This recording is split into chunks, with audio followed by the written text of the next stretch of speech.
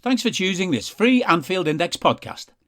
If you'd prefer to listen to this or any of our other shows without adverts, then now's the time to check out Anfield Index Pro. With AI Pro, you can supercharge your entire listening experience. You'll not only get all of our podcasts without the ads, but you'll have them far faster with our quick publish feature available exclusively for subscribers. AI Pro also puts you in the heart of our sound studio, with an option to listen to many of our shows live and interact with the podcasters in real time as the shows are recording. Upgrading couldn't be easier. AI Pro is available on all popular podcast platforms, and we have our own apps for Apple and Android. Just head on over to AnfieldIndexPro.com and get started today. Hello and welcome to the Anfield Index Podcast, episode 337. Now, Carl Kopak is off pretending to be a mountaineer this evening, so I am joined for this episode by Lisa Marie Hanahan and by Guy Drinkel.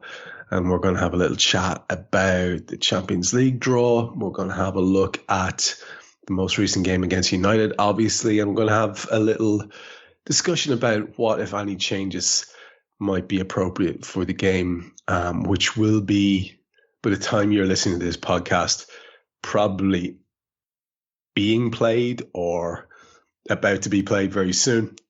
So we won't dwell too long on that part. It's not generally a thing we do on here.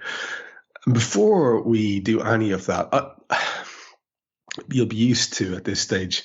Sometimes I'll have little clips here, and my head has started to be severely challenged every time I log on to any of the platforms on which discussion can be had these days, any of the social platforms really, but specifically Twitter, where let's just say the skill of debate appears to have been long lost. It's screeching, defiant positions based on complete lack of fact. I really enjoy an argument. And I don't mean an aggressive style argument, but a good argument where thought out positions are hammered out, explained fully, challenged, and then maybe you're going to have, some sort of a concurrence at the end, or you still remain in disagreement, but it's a learning process. That's not what arguments are like these days. It has just been absolutely doing my thing. And it reminded me of this Monty Python sketch about arguments that I really wanted to play for you. It's about 3 minutes, so I'll let you have a listen. Yes, sir. I'd like to have an argument, please. Certainly. Have you been here before? No, this is my first time. I see. Do you want to have the full argument, or were you thinking of taking a course? Well, what would be the cost? Well, yes, it's £1 for a 5-minute argument, but only £8 for a course of 10. Well, I think it's probably best if I start with the one and see how it goes from there, okay? Fine. I'll see who's free at the moment. Mr. Debake is free, but he's a little bit conciliatory. Yes, sir. Try Mr. Barnard, room 12. Thank you. Is this the right room for an argument? I've told you once. No, you haven't. Yes, I have. When? Just now. No, you didn't. Yes, I did. Didn't. I didn't. I'm telling you, I did. You did not. Oh, sorry. Is this a 5-minute argument or the full half hour? Oh, just the 5-minute one. Fine. Thank you. Anyway, I did. You most certainly did not. Now, let's get one thing quite clear. I most definitely told you. You did not. Yes, I did. You did not. Yes, I did. Didn't. Yes, I did. Didn't. Yes, I did. No, this isn't an argument. Yes, it is. No, it isn't. It's just contradiction. No, it isn't. Yes, it is. It is not. It is. You just contradicted me. No, I didn't. Oh, you did. No. You did, just now. No, nonsense. Oh, look, this is futile. No, it isn't. I came here for a good argument. No, you didn't. You came here for an argument. Well, an argument's not the same as contradiction. Can be. No, it can't. An argument's a connected series of statements to establish a definite proposition. No, it isn't. Yes, it is. It isn't just contradiction. Look, if I argue with you, I must take up a contrary position. But it isn't just saying no, it isn't. Yes, it is. No, it isn't. Argument's an intellectual process. Contradiction is just the automatic gainsaying of anything the other person says. No, it isn't. Yes, it is. Not at all. No, look. Thank you. What? That's it. Morning. I was just getting interested. Sorry, the 5 minutes is up. That was never 5 minutes just now. Afraid it was. No, it wasn't. Sorry, I'm not allowed to argue anymore. What? If you want me to go on arguing, I'll have to pay for another 5 minutes. But that was never 5 minutes just now. Oh, come on. This is ridiculous. I'm very sorry, but I told you I'm not allowed to argue unless you pay. Oh, all right. There you are. Thank you. Well, Well, what? that was never 5 minutes just I now. told you I'm not allowed to argue unless you pay. I just paid. No, you didn't. I did. No, I don't want to argue about that. Well, I'm very sorry, but you didn't pay. Aha! Well, if I didn't pay, why are you arguing? Gotcha. There you have it. Is that? If you're arguing, I must have paid. Not necessarily. I could be arguing in my spare time. I've had enough of this. There you have it. Oh, shut up. And if you have spent any time on Twitter recently, that will seem very, very, very familiar to you indeed. So let's get around and say hello to everybody in the show. Guy, thanks for stepping in, man. Appreciate you being on. How's the week been for you? Because I know you're involved with most things that are going on most of the days. And I'm sure there's been a lot of fraught discussions on the various podcasts. How are you bearing up? I think I finally got over the United game just in time for Bournemouth to fuck me over. Basically about it. I know. Please, for the love of God, don't lose or draw. Just win. But yeah.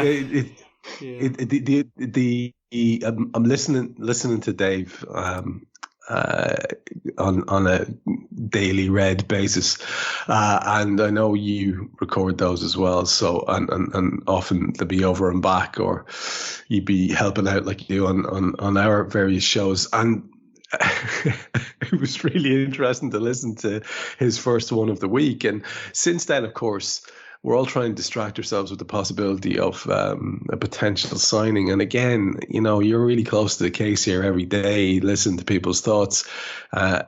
I did want to talk briefly about that later on, but I want to just flag it up now with you so you don't get any PTSD. Is that okay? Yeah, absolutely. Before... Right. I'm following Middlesbrough-based transfers now, Trev, just to keep it interesting. That's how it's got to. Yeah, well, it does just seem like everybody else is just firing money at the wall except us. So I can understand. I have a lot of empathy for people that I wouldn't normally have a lot of empathy for, who are crying about transfers, just in this particular instance. Anyway, you usually have something interesting to kick us off with, or distract us from football if we want a little bit of distraction later on. You often have a recommendation of some film goodness. Absolutely. So you mentioned how we distract ourselves when the football's crap. And one of mine is video games. And I've been playing a game called Grounded, which is a survival game based around Honey, I Shrunk the Kids, which is obviously a cult classic. But I'm not here to promote that game, because that game's too good to be promoted. I'm here to promote the Honey, I Shrunk the Kids sequel called Honey, I Blew Up the Kid, which is about a giant toddler. Is that actually a thing? Yes. 1992. Remember it coming out. Yes. 4.8 Wow. star on IMDb. The Slazinski family is back. This time, hilarious disaster strikes when an experiment causes their new toddler son to grow many, many stories tall. Many stories tall. Yes. Oh my God, this just sounds instantly fascinating. It has and Rick I think Moranis. It's got the whole cast. It's still... I was going to ask, is he back? Right? He is. Okay. Wow. So again, the title, just for those of us who are kind of mad enough to go and look this up. Honey, I Blew Up the Kid. Absolutely tremendous. You usually have at least a rating, a review quote as well. Is there anything there to... Let me just scan. I didn't come in as prepared as I should have done. Oh my God, there's an email address attached to one of the notes. Oh, fantastic. That's something. There's only one thing every little kid knows. Daddies mean fun, mummies mean business. I'm in. It sounds terrible. True. And That's for the tremendous. of you that have Disney Plus, it is available on Disney Plus for viewing. Oh, look at this. Lisa Marie coming in with the background info as well.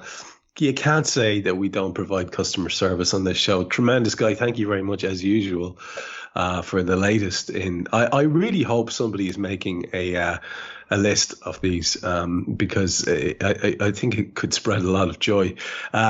Lisa Marie, I know you've your general week can be quite busy, and I think your viewing of the last game was interrupted a bit too again.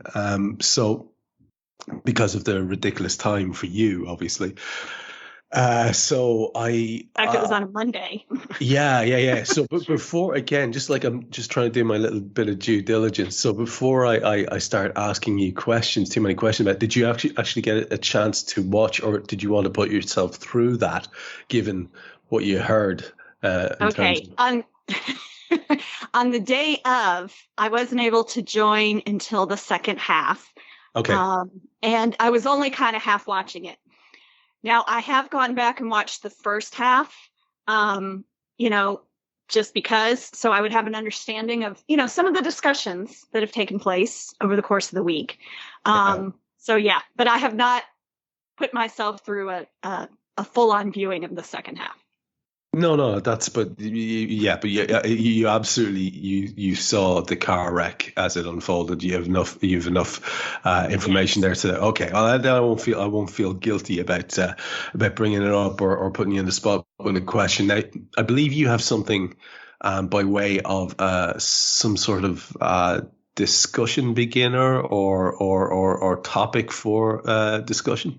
Yes, I have a theory. And I don't know. I mean, it just crossed my mind. Actually, it crossed my mind after the Crystal Palace game. And I thought, well, you know what? Let's just wait and see how the United game happens. And so now I really do start to think, is James Milner's beard the reason that we can't play anymore? I'm offering it as a theory. You see, this is the kind of thing that it's not covered in the mainstream media, I was thinking about what's different, because a lot of the same players. And one of the things that crossed my mind is that James Milner now has a beard. And I'm offering it as, as a consideration for it. Maybe if he shaves, all will go much better. You see, Jordan Henderson's beard didn't really get in the way when he started sporting his, and then he kind of kept it around. And I think most people are of the opinion that Jimmy kind of looks the part with the old facial furniture, but it's undeniably been a bad talisman for us so far, you'd have to say. If you don't mind me taking that and spinning it, it might be a good place for us to start.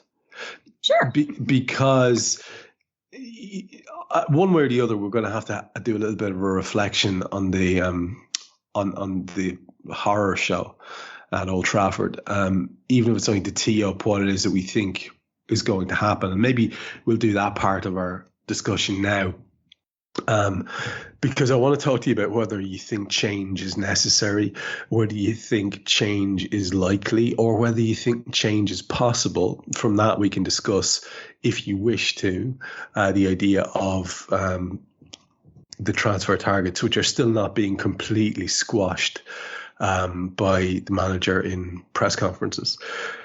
But let's begin there. You in a nice light-hearted way bring up the fact that things have been pretty bad since Jamie started sporting whiskers. But we have to say, don't we, that ineptitude that we saw in that area of the park, I take no joy in that. I find it entirely depressing every time.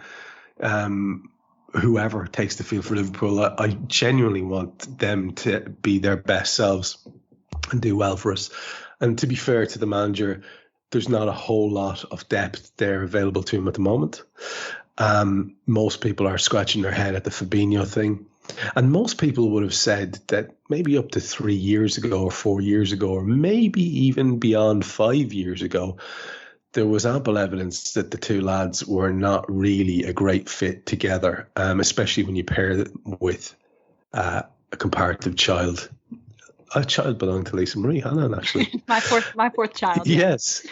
So that's where I want to start. I'll start with you on it, Lisa Marie.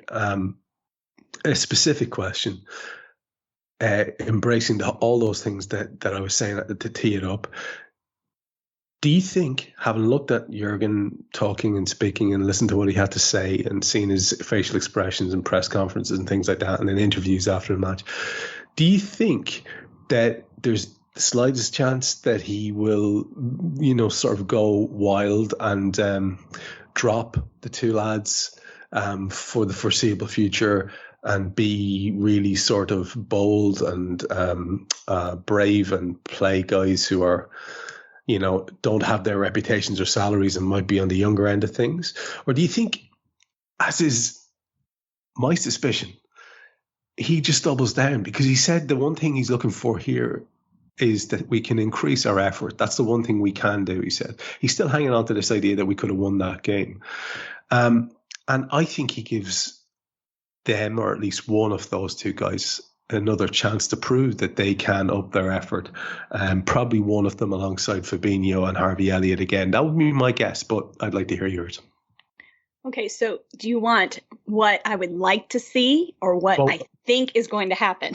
Absolutely both, because that's it's the only way we can have this conversation, because we all have our inklings as to what Jurgen will do, but we also have feelings about what we'd like to see, and I think that's going back to the opening part of the show. That's where you can have discussions and arguments, and it doesn't have to be screaming matches, because it's just opinions. So whatever you think. Well, as you alluded to just a minute ago as you were speaking, Trev, there aren't a whole lot of options, to be fair.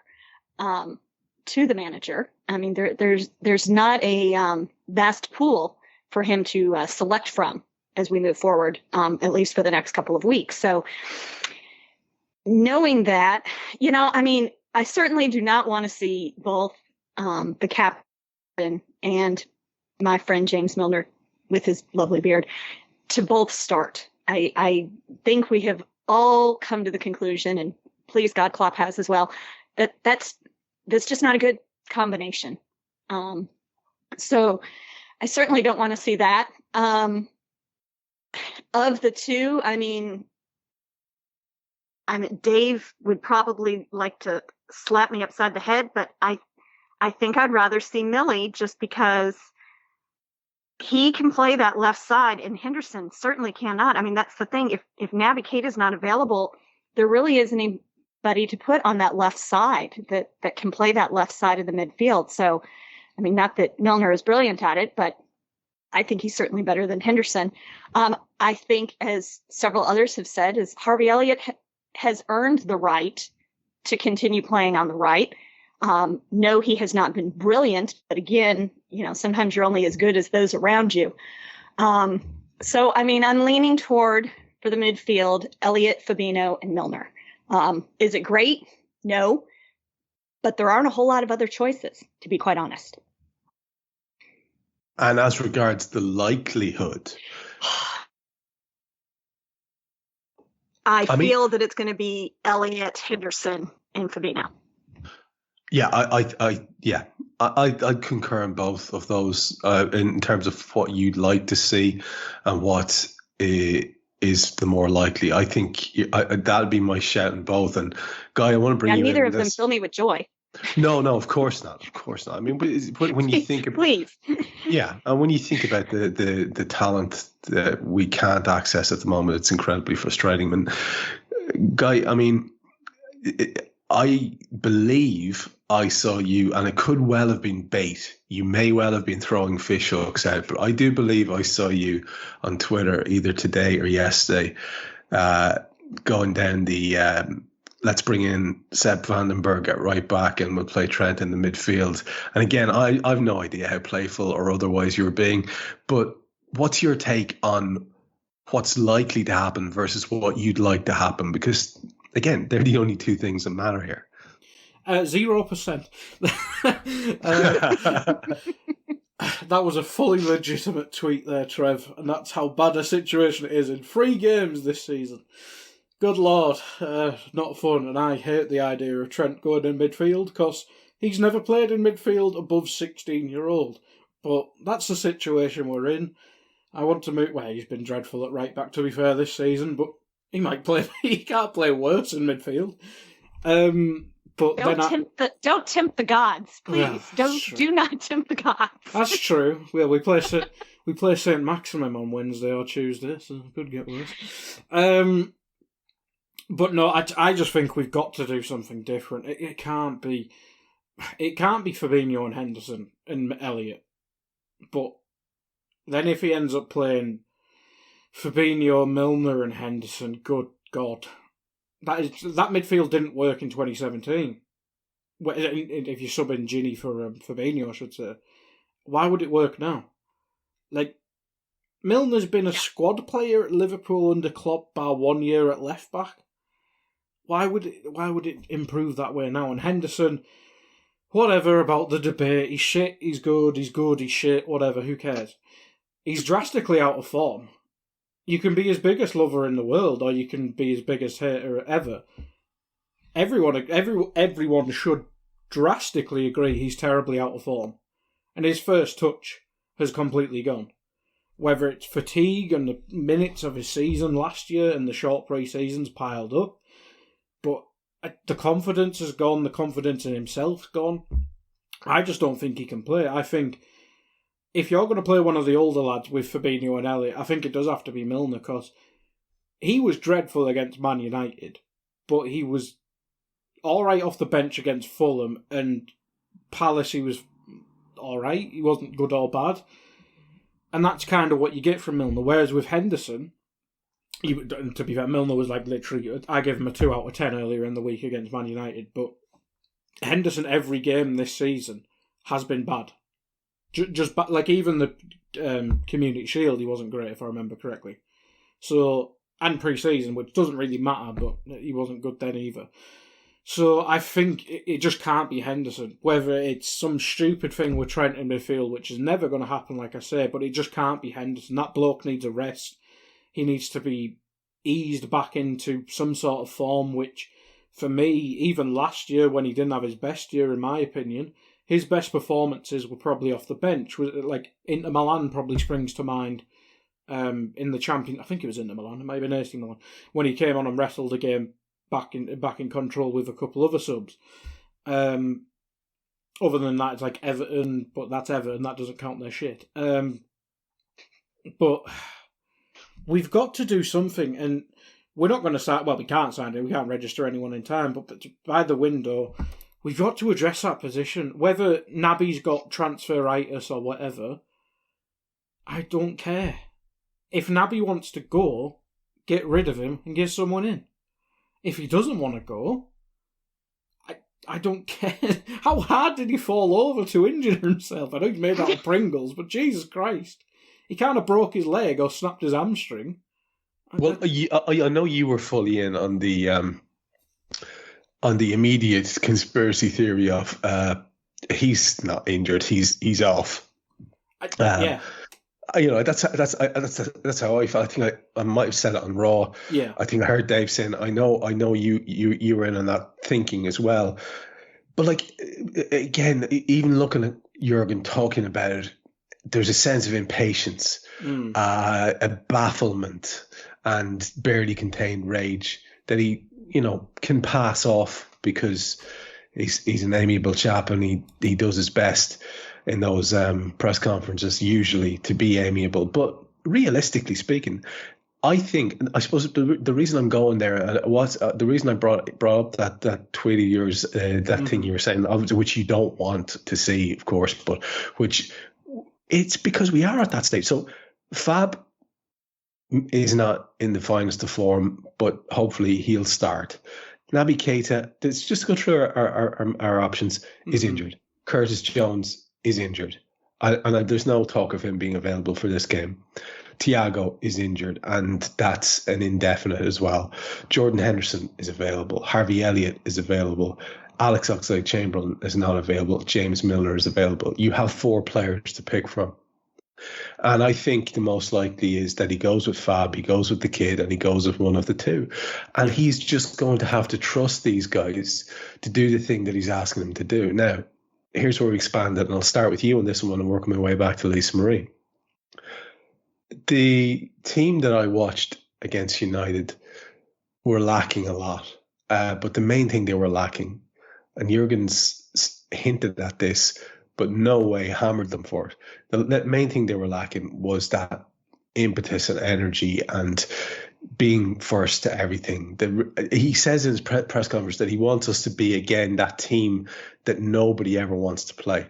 Well, we were so many miles from that. Against Fulham on the opening day, we were appalling.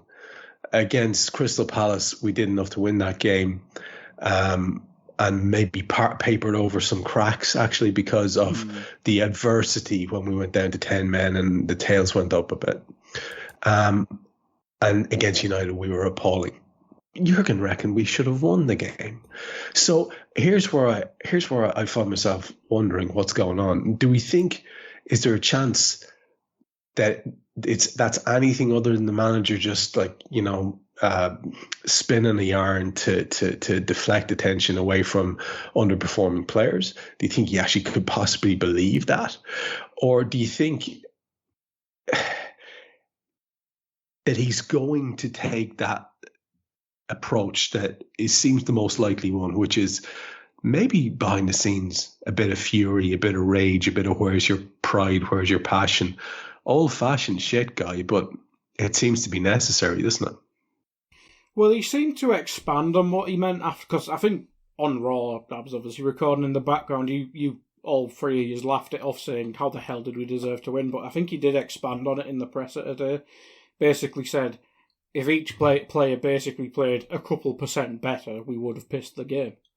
Which is probably true, because United are shit, let's be honest. Yeah. I think that makes much more sense. When you just read, we should have won that game and the way we play, it's like, no, mate. Just no. But in terms of that, I think I do actually agree with what he said, because United basically got 2 crap goals, and until we had to panic and push on a bit more, they didn't really do much else. And everyone will basically toss themselves off about how United are back and all that. But it wouldn't surprise me if they lose to Southampton this weekend. But in terms of us, because nobody cares about United now, I think part of it is the personnel. But as you said, we have 4 midfielders, maybe 4.5 if you count Carvalho as one, but he's probably more of a forward. So there is very... Jurgen has included him in that conversation, actually. Right, okay. Pointedly. So, yeah, you're right, actually. I should have included him there, but most of us think of him as a forward still, and that's probably... Yeah, okay. So, yeah, sorry, I cut across you. No, it's fine. But I do agree. I think Van Dijk and Trent are the eye-catching ones, because they're the ones who get the big deal made about them, because Trent can't defend, he's shit at football, yada, yada, yada. Whenever Van Dijk makes a mistake, it becomes a week-long meme. But you look at the midfield, like, we all criticise Milner for the United performance, but he was trying his bollocks off. He was I think the saying's a busy idiot, isn't it? He was doing everything hard-workingly, but he was doing it all wrong. Yeah. And that's what he was. Whereas you look at Henderson, he just looked lost. Like, this is Jordan Henderson we're talking about, and it almost became a criticism that the first thing everyone praised Jordan Henderson for was when you described him as a player was hard-working. I think that's gone away a bit from him. And as I said in the previous bit, I think that might be fatigue or whatever, but when have we ever criticised Jordan Henderson for being lazy? That's unheard of. And equally, he a lot of people, he might not be the constantly creative force that some people want, but the lad never had a lack of basic technical ability either. And on the night against United, there was a couple of occasions where his control was all over the shop. In fact, there's a moment in the second goal which pretty much creates the goal opportunity for them. And the first one, in the build-up to the first goal, there's another moment of wildness and lack of technique. And he didn't just suddenly become a bad player. And this is the kind of thing that I'm trying to say. I do feel sorry for Jurgen, because I think if Thiago was fit, if blah, blah, blah, he would be seeing that this is happening. And the captain would probably find himself rested and getting an opportunity and being all the better for it when he did come back.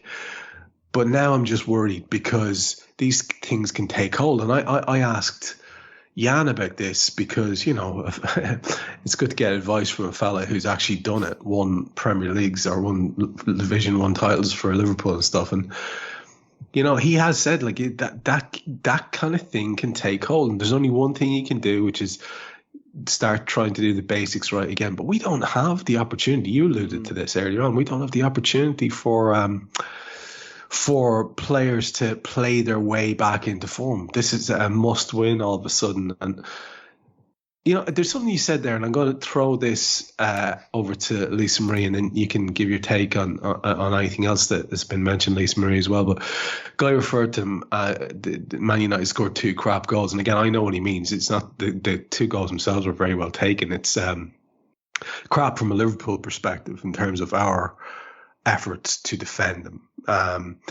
Crap in that now there's this belief again that you can run in behind Liverpool, the high line, all that kind of crap that got really, really hyped up with the Nat Phillips performance and the concession of the goal around his involvement as well, or lack of.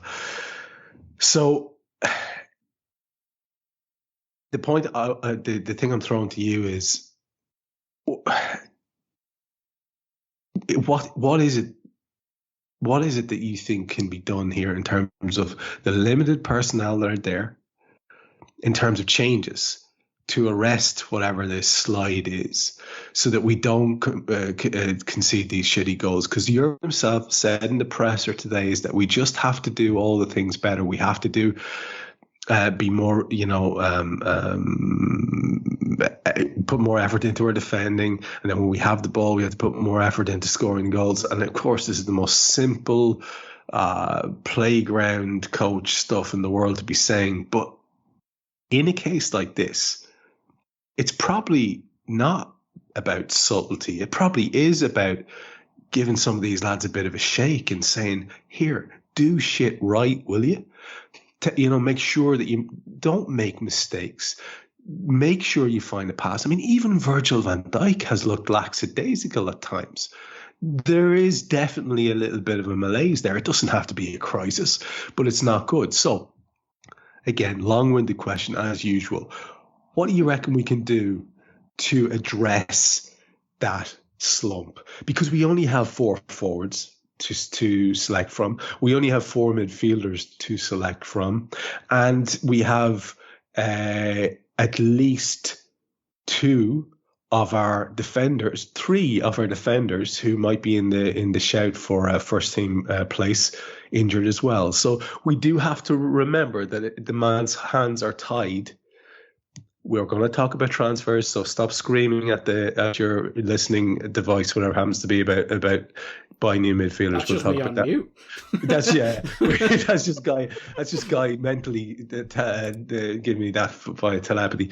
We'll talk about that. We'll talk about addressing it in that way in a second. But from what we have, from the resources we have, what do you see that can be done there? Who might inject a little bit of something different? Or is that what we need to do? Or does he just need to trust these guys to actually get their shit together? I think it's probably more about the guys to get their act together. And I mean, I am by no means a psychologist of any shape or form. But as you were talking, I was just kind of thinking that, maybe the best approach, because I think they're probably in their heads a little bit now, after this, the 2 draws and then the loss. And maybe they just need to be like, you know what? That didn't happen. Tomorrow is the first game of the season. It's the first match. And just kind of like, that's done. We can't do anything about it. And just, we've always talked about we play the games in front of us and all of that. And I mean, I think now more than ever, that needs to be their mindset.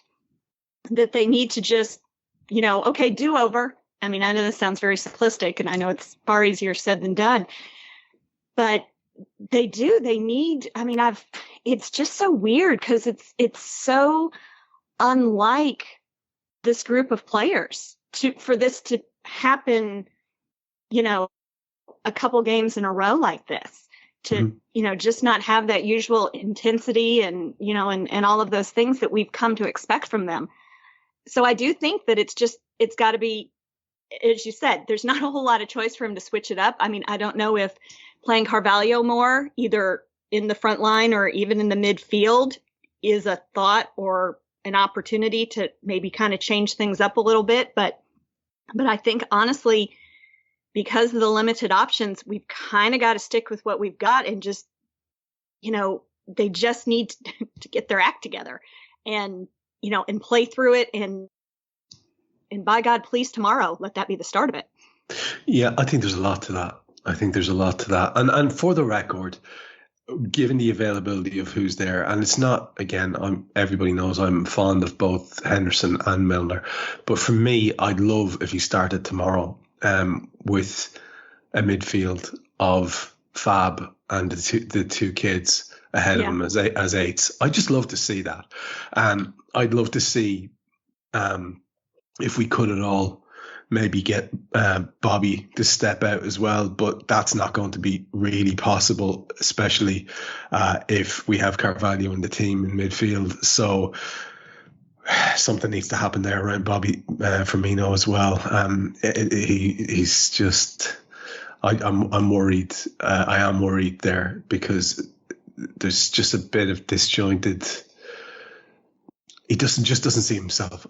So I have to say that makes me nervous as well, because I was hoping he'd go in against United. We'd revert to type with him and Mo and Diaz playing the old way, but that just did not happen. So, Guy, let me bring you in on the telepathic message that you were screaming at me there, which is obviously the key way that most of us would like to address this shortage of midfield options is to buy some fucking midfielders, because the lads we have are not durable enough, or not in any form, or are aging out or whatever, or are very young and shouldn't have to be relied on for an entire season as starters.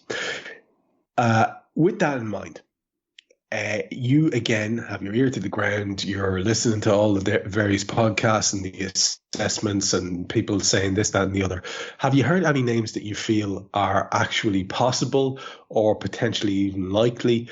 I know Jurgen, again, in the latest one, just wasn't ruling it out, but there's none of the journalists making any loud noises. The closest I saw to anything coming from a journalist was old Hank Winter. Got into some sort of an argument with somebody and talked about how he's looking forward to seeing Jude Bellingham at Liverpool next year. Of course, everybody got very excited about that because obviously Henry Winter knows everything. But anyway, so I apart from that, I haven't seen anything worth a damn even to be vaguely excited about. What have you learned over the course of doing all these shows with all these people who are desperate for someone to come in and talking about? What are the names? There isn't any. There's not a single name. Honestly, man, we were linked to Sander Berg from Sheffield United for one day. That was it. Yeah. That was it. I think that was a week and a half ago by now. And actually, a lot of guys who were spoken about in the past have just gone on and joined other clubs. We see Paqueta joining West Ham. We see Nunes. Where was it? Nunes went again. Went to Wolves. And someone mentioned, and it could have been just. Actually, could have been just Dave pulling a name out of the sky, but someone mentioned the lad at Atletico who scored twice against us. Llorente. Yeah, Llorente. And but again, I don't know if there's anything to that. I mentioned him to Jan just by way of, and he's he'd be a solid option, But again, he's a lad who's 27, 28. And when I put it to Jan, I was saying, like, if we are going to get someone, it's probably going to be an up-and-comer, a kid, but, an up-and-comer, highly rated prospect. Or it's going to be a safe pair of hands. Now, the safe pair of hands is very boring, and we'll overpay for them, but we'll also overpay for the kid. And so I've heard people talking about Caicedo. But again, nothing seems solid. And are you honestly telling me, I don't know, were you doing that for effect, or were you actually... No. There's genuinely nothing that you've heard of. There was I'm doing air quotes, the Spanish links to Frankie de Jong, which aren't real links. So that's it. And we're not paying 70 odd mil and giving someone 350 grand a week in the last week of the transfer window, are we? So it's not absolutely not. It's the absolute antithesis of it has to be the right player and it has to work for us. That is not an option. Much as people like have to fill airtime and discuss potentials, that's just not going to happen.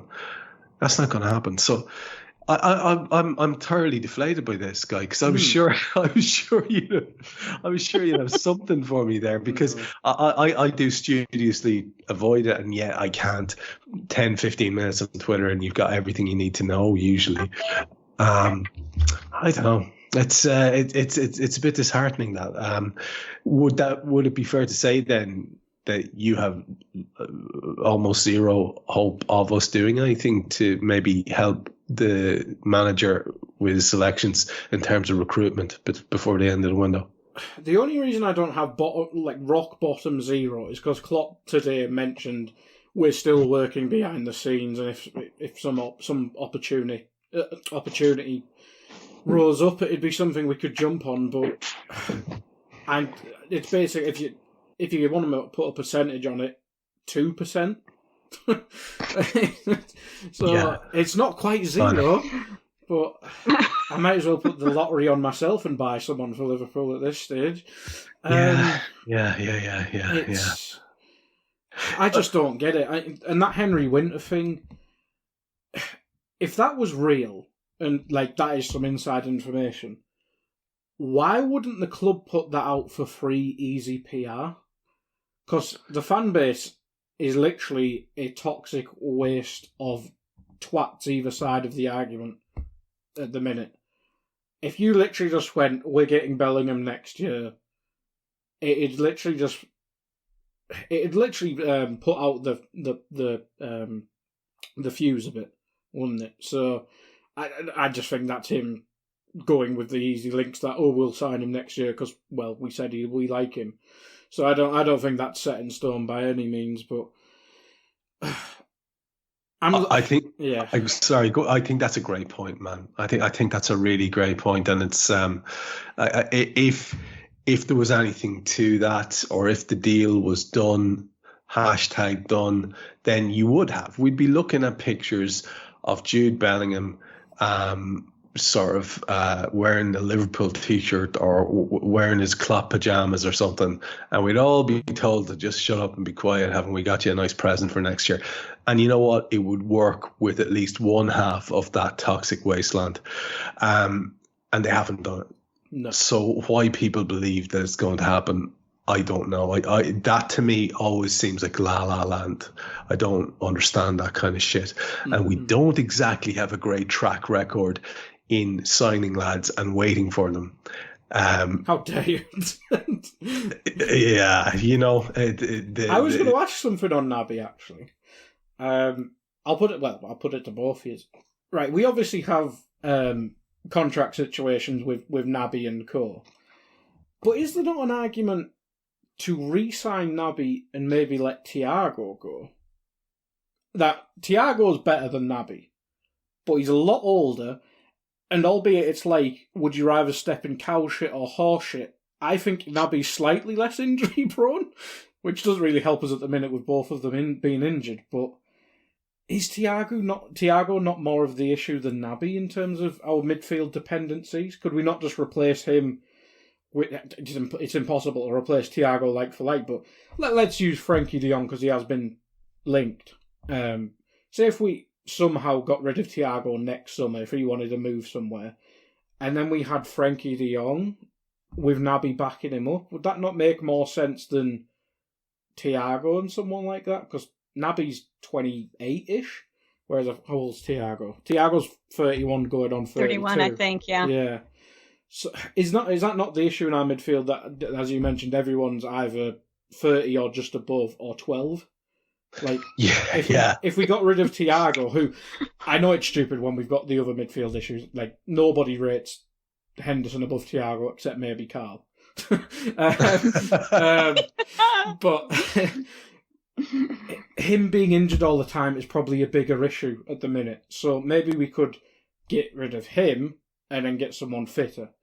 Or maybe just get rid of both the injured lads and readdress it that way. But I'm thinking if we do want to keep Naby, which by all reports we are trying to sort out the contract with him, would it not be easier to then get rid of Thiago and get someone not made out of Pringles? I love this question because it's so ridiculously controversial. I'm going to let Lisa Marie start. I think it's a shout.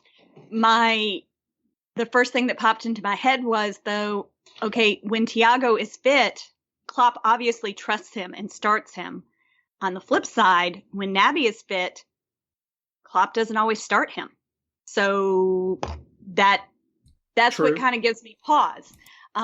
Because obviously, Thiago is amazing, and yeah, if he's available to play, he plays. Where that's not always been the case with Naby. So that would be my argument against it. Although I think it's a fair shout, Guy. I mean, I want to say it crossed my mind earlier in the week when I was listening to some pod that was like, what if we did, Thiago's great, but, it seems like he's been out injured as much as he's been available for us since he joined the team. So, now to be fair, the Everton one, that injury, that was a prick. Fairly early in the season was not his fault. Yes, that was Richarlison. So, that one I don't necessarily blame him. That wasn't necessarily from a fitness standpoint, the hamstrings or the, whatever, muscular issues it seems like he picks up fairly frequently. That was Richarlison being a prick. So I don't hold that one against him. I don't hold any of them against him. But yeah, that would be that's my thought on that is, at least when Thiago's fit, he is playing. We can't necessarily say the same thing for Naby. I need to get in here and bring some sanity to this conversation because quite honestly, you've both lost your fucking minds. Thiago is the best footballer I have ever seen play in midfield for Liverpool since the 80s and the heyday of my pal Jan and a few others. But I agree. I'm not saying he's not just amazing and world class and fantastic and whatever other adjectives you want to use.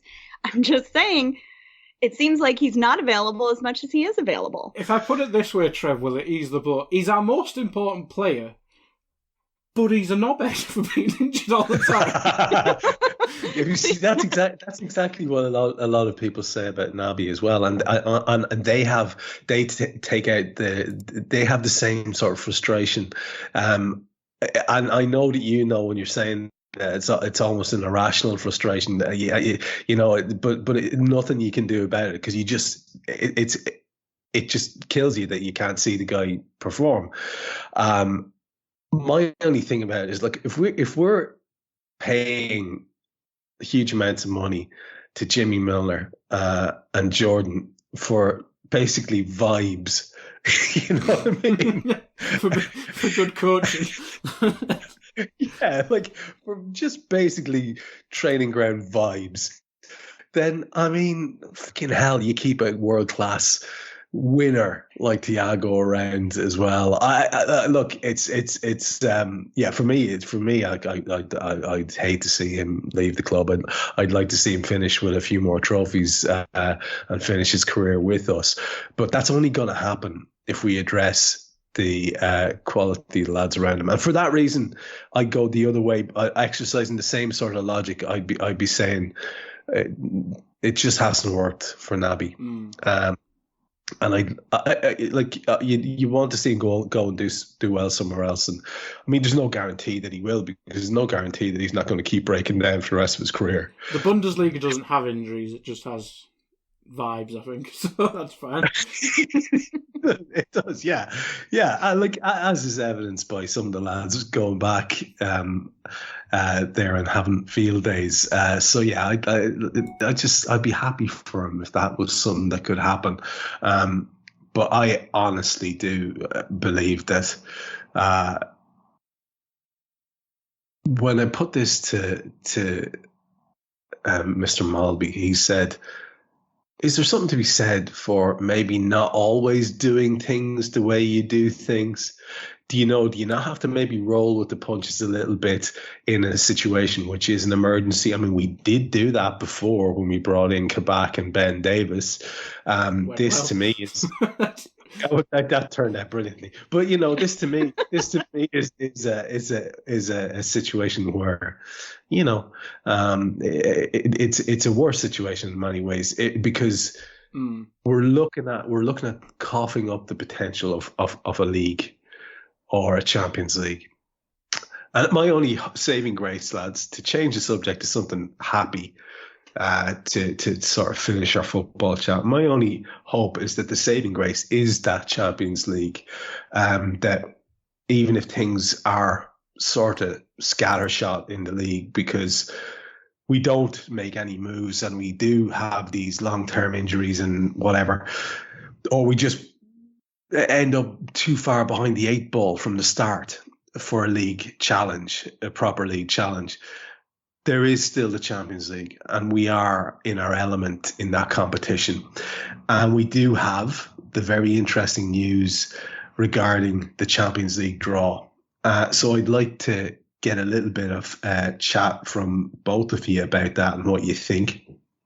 Speaking of Ben Davies, there's a good chance now he might play against us, having never played for us in the Champions League for Rangers, who are one of our opponents. Napoli, of course, are the others, and Ajax make up the group. So first things first, Guy, when you saw the group, I don't know if you watched the draw live. I was sort of following it live on Twitter. All 7 hours of it, Trev. All 7 hours of interminable shite. I don't know why they do that. Literally nobody likes it. I don't know what they're thinking. But what did you think of the group in the immediate aftermath? And were you able to think about the group properly? Because I wasn't, because I was distracted by going, look at the fucking group Manchester City got again. That's what I was thinking. So it kind of annoyed me a little bit. And we didn't get anything like the kind of opponents I was looking for. So that was a bit annoying too. So I think it's okay, but not half as good as I've heard some people think. What was your opinion of the draw for Liverpool? I am now fucking terrified of Davey scoring against us. He's definitely scoring. 1-0 Davies, 5 minutes in. That's happening right there. I'm quite happy with it. We don't have to travel very far. I can't say I'm confident of us pissing the group like we did last year, even though we had the group of death last year. It's weird our year. Like, we got that group last year and I was like, yeah, we'll get through that. Whereas this year, we've got the Dutch champions who've kind of been raided all summer. Napoli, who I think just about scraped in the Champions League, and the Scottish team it's the Scottish League, and I wonder, they've got better midfield than us. That's how negatively I'm thinking about football at the minute. So, but I think maybe not the first game, because I think we play in a week in the midweek, don't we? But after the international break, I think we are meant to have maybe Naby and Curtis back, so maybe the midfield looks a bit better. So I think it won't be I don't think it'll be pretty, and I think we won every game last year, didn't we? I don't think it'll be that easy, but I still think we'll get through, and I think we'll still get through top. But the way Dave spoke about Napoli today, it sounds like that'll be quite a tough game because they're really, really strong in midfield and attack. so that's not going to be fun. I'm not sure what the order of our games actually are, but yeah. Yeah, I don't think they've put the schedule Have up they yet, not? have they? They're just rushing everything this year. Thanks for the World Cup, lads. Yeah, I think it'll be a slog, but I think we'll get through. Because, well, last time we lost a final to Madrid, we had Napoli in the group and it went all right. So, football narratives. Ben Davies is scoring and we're winning the Champions League against Spurs somehow. I will take that all day. I don't know why. And I'm aware that I need to reach out here and touch the window ledge, which is made of wood when I'm saying it. But I have a feeling that it might be one of those seasons where it may not be Istanbul pretty. as well. Istanbul as well, yeah, exactly. And I've just been scanning down through the fixtures. They haven't given any dates for the Champions League games yet. They're not on the official website anyway. Lisa Marie, your response to that, and again, the Champions League groups themselves. I don't know if you have access to that, or if you've got anything open where you can have a look at those. But just talk to me about what you thought of how the draw went for Liverpool first, and I'll tee you up then with a couple of questions about the other groups. I mean, Liverpool, it could have been worse. So, I'm happy enough because we never get the easy draw. So I don't expect us to have, the walk in the park, club. So, I was happy enough with it. I think Guy's right. I think in you as well. I think we get through. I don't think we'll, get through in the same manner that we did last year, winning all the games. But I think, based on the opposition and everything that we can get through okay. So, but the Napoli game, I think probably is the one that in some ways worries me the most. But then on the other hand, the way we're playing these days, we haven't been, fantastic against what you would think of with inverted commas, easy opposition. So who knows? I'm looking at the groups here. Guy put in the chat. So let's take the English clubs that we are familiar with, and if you have a look at Spurs group there in Group D, they've got Eintracht Frankfurt, they've got Sporting, and they've got Marseille, and they must be thinking to themselves, "We didn't qualify for the Europa League."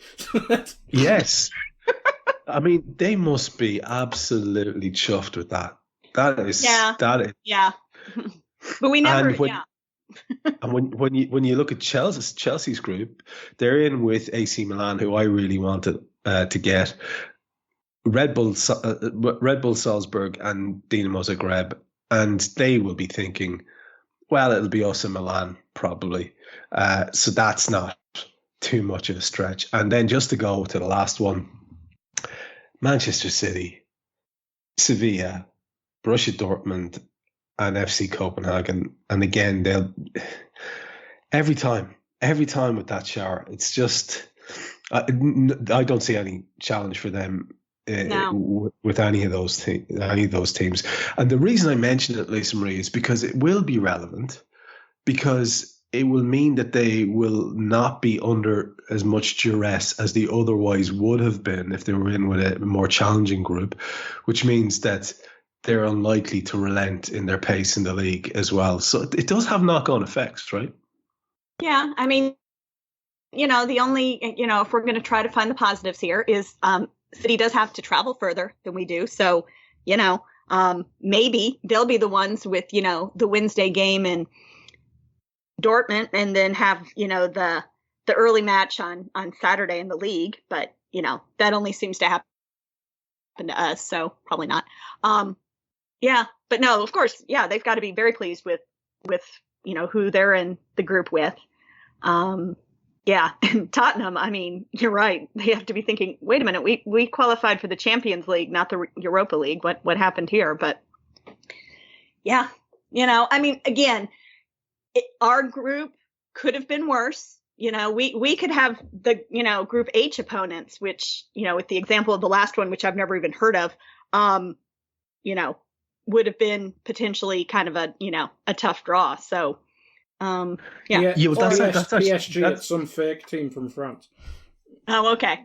Seriously, I've never even heard of this Yeah, team. so that's an interesting group. So yeah, PSG, Juve, Benfica, and Maccabi Haifa that's an interesting group. But I have to say, can you imagine being Victoria Pilsen and looking at your group and going, Bayern, Barca, Inter, fuck. That's not good. That is just not good for them. That looks like absolute whipping boys there. There tends to be in most groups, but I think, and you'd like to think that we're going to beat Rangers home and away, that we're going to beat Ajax at least at home and beat Napoli at home, and that should be enough. But who knows? Who knows? It is going to be interesting, and I have great hopes for that competition this year to kind of redeem things. I'm not, despite what young Kopach might think, I'm not doing a runner in terms of the league. It can still absolutely come right. I love your idea, of the simplicity of the idea of a do-over, like, okay, reboot, let's start again. And I actually, at least Marie, I think it's not just that it's a simple idea or that it seems a bit fanciful. It's actually entirely necessary, right? Yeah, so that's yeah. So again, I'm all on board with that. Now I am keeping an eye on the clock and seeing that it's coming up to the top of the hour. So I do want to start wrapping it up at this stage. We'll obviously be back next week to talk to you all about whatever is going on. Hopefully, for the first time in this season's shows, we'll be able to have a happier heads reflecting on a Liverpool win, that reboot having happened. And hopefully as well, by that stage, we'll have a more detailed schedule for where those Champions League games will fit in, because I would like to talk about that. I think that could be a good talking shop as well around the congestion of the fixtures and where they're going to fit, and looking at those runs. Because, you look at our fixtures after Bournemouth, and I'm not taking that for granted, but you look at our fixtures after Bournemouth and they are getting increasingly more challenging. So we are going to have our act together, especially when we start fighting on 2 and 3 and 4 fronts. So I do look forward to that, and I think that will form an awful lot of next week's podcast. But as usual, in case there's anything that you wanted to finish out with, or anything you want to plug, I do want to give you an opportunity to do that before we wrap it up. So Lisa Marie, was there anything that you wanted to give a shout out to, or anything you wanted to mention at the end here? Yes. First of all, as always, check out the rest of the content on the channel. The new Midfield podcast came out today, and it's like 38 minutes of kind of some positivity, Alan and Andrew. So that's one of my favorites always, and so I would highly recommend it. And Trev, I know I've said to you, and I've said it a couple other places, I'm really enjoying the video Mulby on the Spot, watching that on YouTube. And I have a question for you. Of course, you've been doing these all these years with Jan Mulby, and how have you not been distracted by the very blueness of his eyes all these years? because we haven't done video podcasts, or else you haven't? Okay. I would have been as entranced as you are, Lisa Marie. But no. And what was with you sitting in the dark this week? I mean, yeah, you see, what happened? To pay the electric bill? What? I was late. I was late, okay. So I had nothing set up, and if you noticed, I kept trying to open the blinds a little more and lean in to get some sheen off the freaking monitor, so I could at least, so it didn't look like there was a disembodied voice interviewing Jan Mulby. But yeah, that's what happened. With the video pod, if it was an audio one, I can just get up and do stuff. Shout across back at the mic, but I can't do that. I can't just leave and adjust my light settings. So yeah, we just got increasingly darker. But it's moody. It's atmospheric. We'll go with that.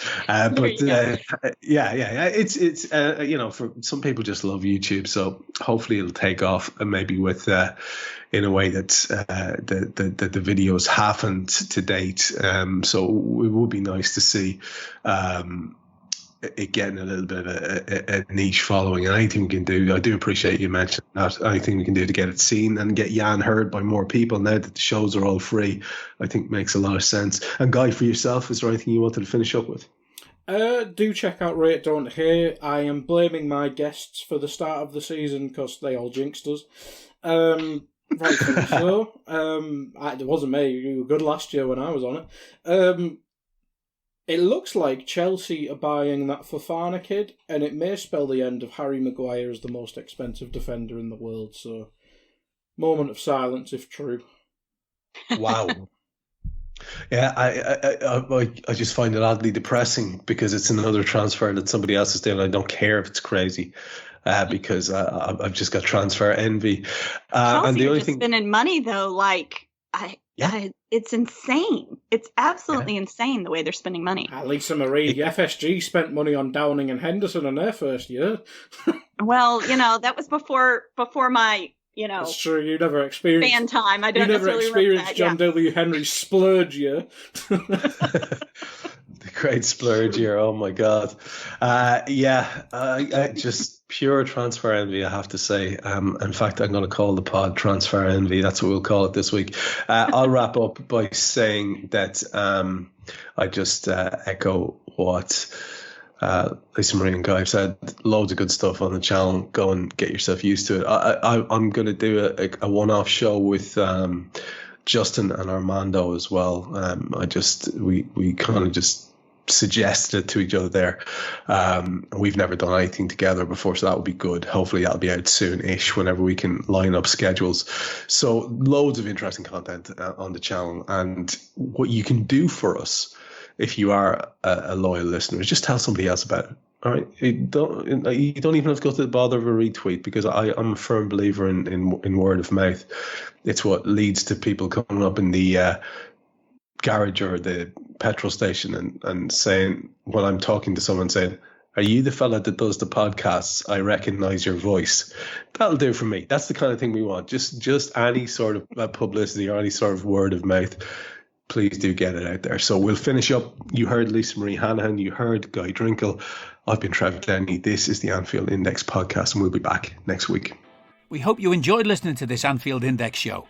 Please be sure to subscribe to our channel so future podcasts find their way to your device automatically. There's nothing quite like fan engagement, and we'd love to know what you think of anything discussed on this show.